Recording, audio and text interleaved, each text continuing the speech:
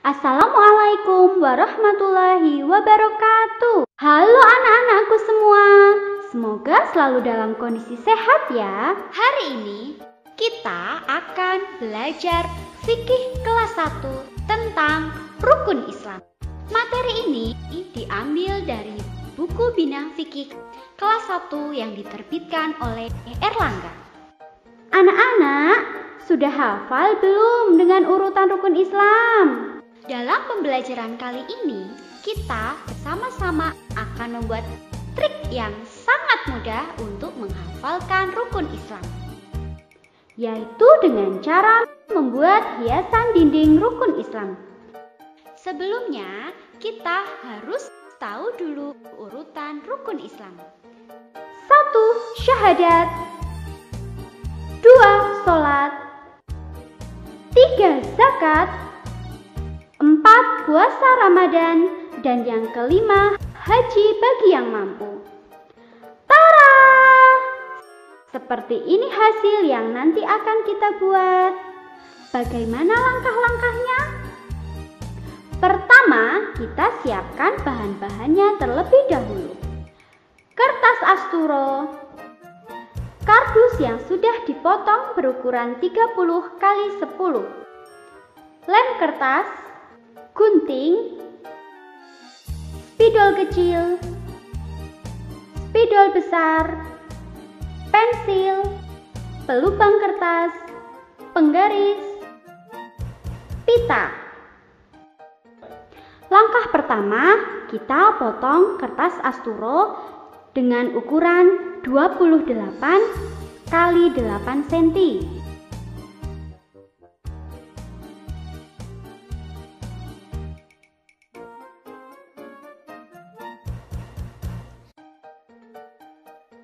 Dan kita beri tulisan rukun Islam mulai dari judul sampai urutan kelima.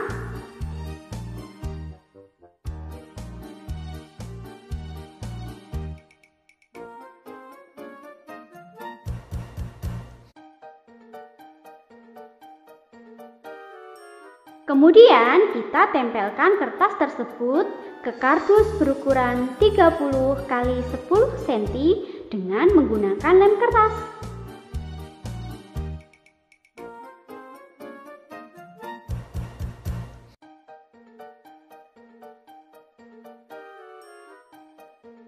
Selanjutnya, kita lubangi kardus di bagian atas dan bagian bawahnya.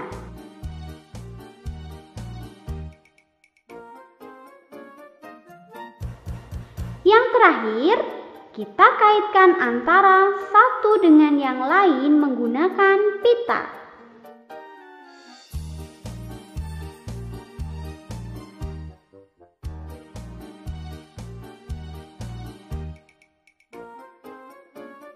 Hore! Hiasan dinding rukun Islam sudah jadi. Mudah kan cara membuatnya? Kalian bisa menempelkan hiasan dinding ini di kamar kalian, sehingga kalian akan lebih mudah mengingatnya. Sekian pembelajaran kita kali ini. Sampai jumpa dalam pembelajaran yang lebih menyenangkan. Wassalamualaikum warahmatullahi wabarakatuh.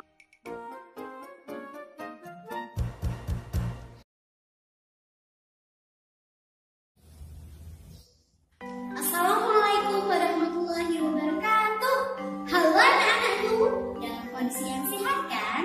Nah, kali ini Bu Ayu akan mengajarkan akidah akhlak kelas 3, yaitu tentang kalimat thayyibah. Arti dari kalimat thayyibah adalah kalimat yang baik. Nah, pada pembelajaran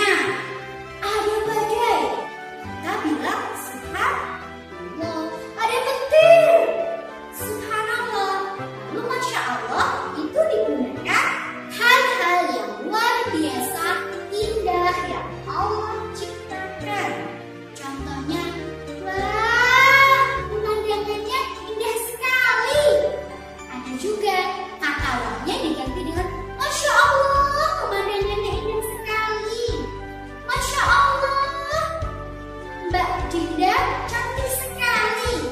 Lihat perbedaannya. Untuk lebih jelasnya, anak-anak bisa buka buku Akidah Kata dari halaman 2 sampai dengan halaman 8. Tetap jaga kesehatan ya anak-anak dan selamat belajar di rumah. Sekian dulu. Wassalamualaikum warahmatullahi wabarakatuh.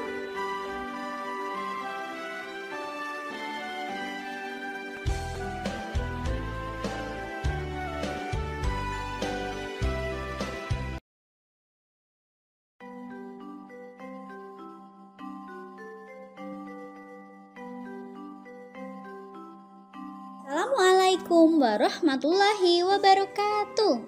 Halo anak-anakku, masih tetap semangat belajar di rumah kan?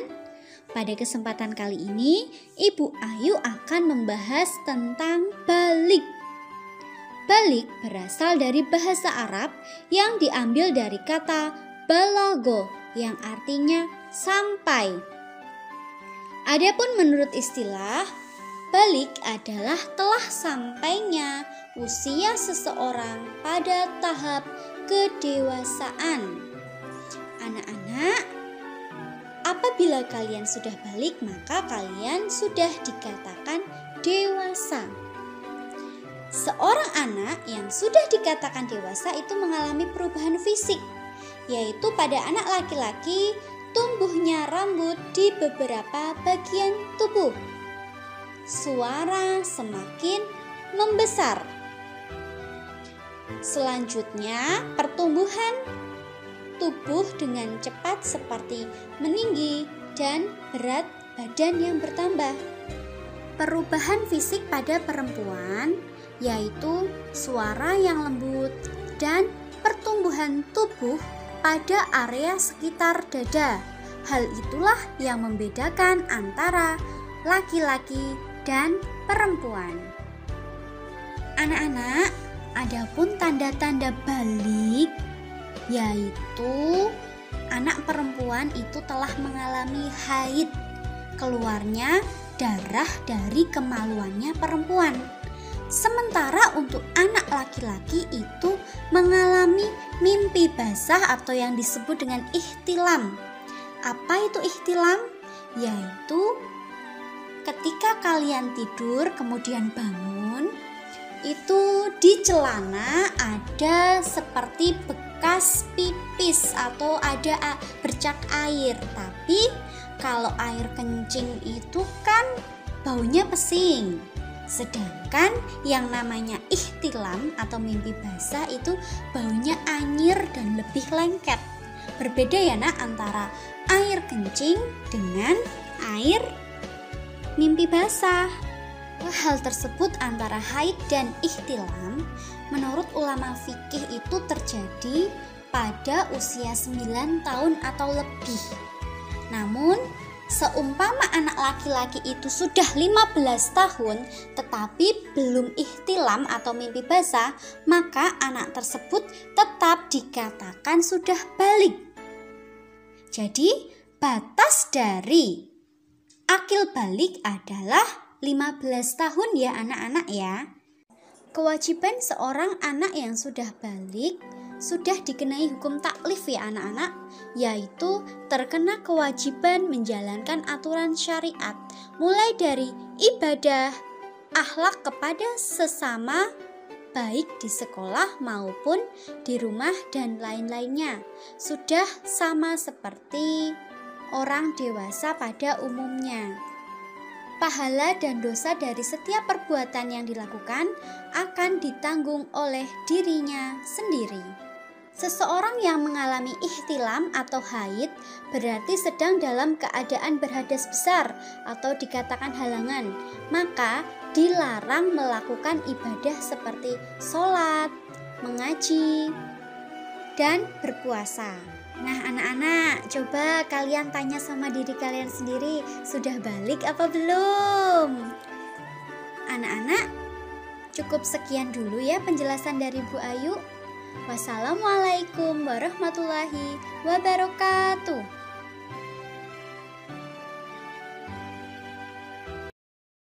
Assalamualaikum warahmatullahi wabarakatuh. Bersama Ibu Ayu dalam pelajaran fikih kelas 4. Hari ini kita akan belajar tentang khitan. Khitan dalam bahasa artinya memotong. Secara istilah hukum Islam pada anak laki-laki adalah memotong kulit yang menutupi ujung kemaluan laki-laki yang disebut dengan kulfah atau kulup. Sejarah khitan itu diawali ketika Nabi Ibrahim alaihissalam, beliau pada usia 80 tahun dikhitan dengan menggunakan alat sejenis pisau atau kapak. Dilanjutkan oleh putranya Nabi Ismail sampai dengan Nabi Muhammad hingga sampai sekarang ini. Hukum khitan bagi anak laki-laki adalah wajib. Dalam hadis riwayat Baihaqi disebutkan bahwa tidak akan diterima sholat seorang laki-laki yang belum dikhitan. Khitan sebaiknya dilakukan ketika masih anak-anak yang mendekati akil balik. Biasanya itu pada usia 7 tahun sampai dengan 11 tahun. Manfaat dari khitan antara lain terhindar dari najis, kemudian mencegah penyakit kelamin atau kanker kelamin, selanjutnya sarana kesempurnaan ibadah, dan yang kelima adalah tanda mendekati akil balik. Sekian pembelajaran kita kali ini. Terima kasih. Wassalamualaikum warahmatullahi wabarakatuh. Assalamualaikum warahmatullahi wabarakatuh. Bagaimana kabarnya anak-anak? Semoga selalu sehat ya. Kembali lagi dalam pelajaran bahasa Arab bersama Bu Rina. Untuk kelas 4 silahkan buka buku paket halaman 8. Dan untuk kelas 5 silahkan buka halaman 9. Yang akan kita pelajari hari ini yaitu tentang ismul isyarah. Apa itu isim isyarah?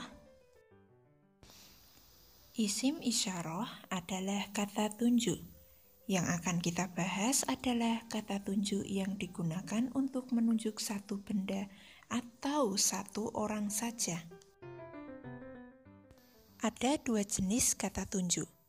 Yang pertama adalah kata tunjuk jarak dekat.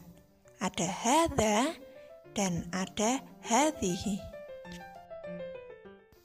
Hadza artinya ini, digunakan untuk menunjuk orang atau benda laki-laki yang jaraknya dekat.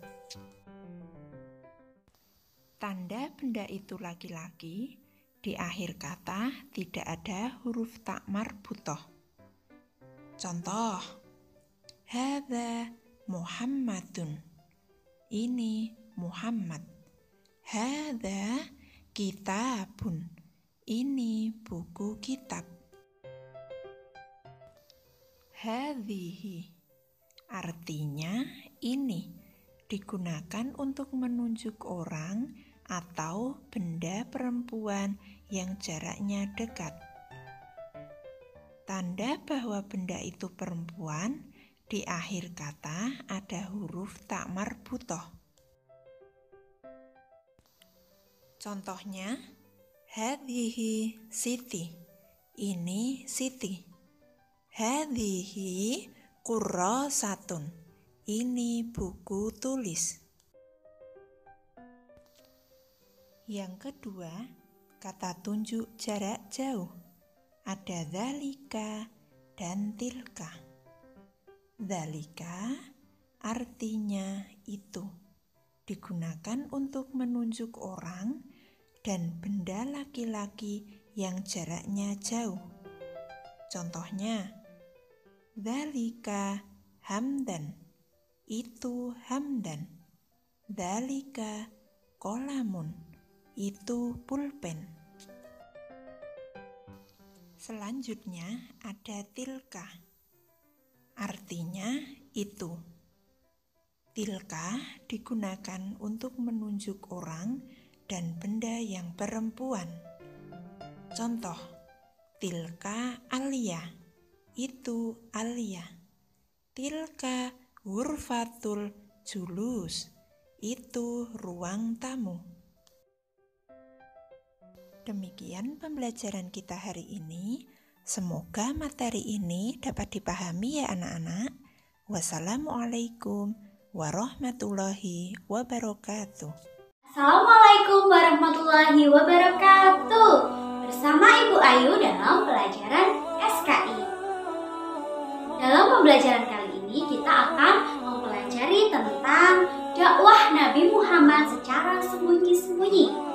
Hal ini dikarenakan turunnya Quran surat Asy-Syu'ara ayat 214 yang berbunyi A'udzu billahi minasyaitonir rajim.